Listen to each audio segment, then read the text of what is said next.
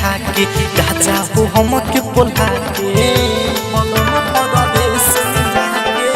हाथ कोई लोग कमाए गिटिया खा के राजा हो हमके बोला के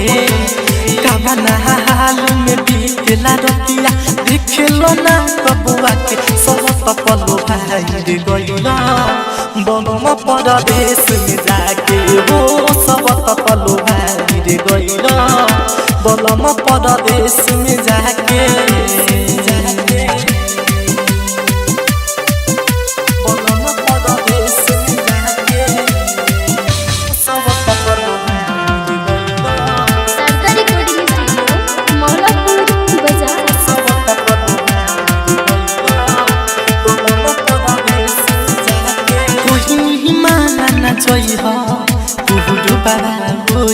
राजा रोते रोतिया बीतला हमर कहिया भइलया कोई माना ना जोई हो पुरु बाबा ओरी राजा रोते रोतिया बीतला हमर कहिया भइलया बिंदिया बहाली उठ के लाली कहिला हमर लाला के सब तपलो भाई रे गइला बनम परदेश में जाके हो सब तपलो भाई रे गइला बनम परदेश में जाके बनम परदेश में जाके सब तपलो भाई रे गइला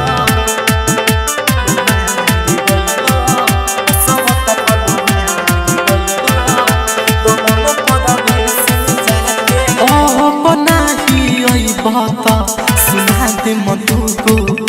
बोली मीठू मिसाइल तोहरे चलत खाल मजहर के बोली बनम परदेश बनाही सुना दे मधु को बोली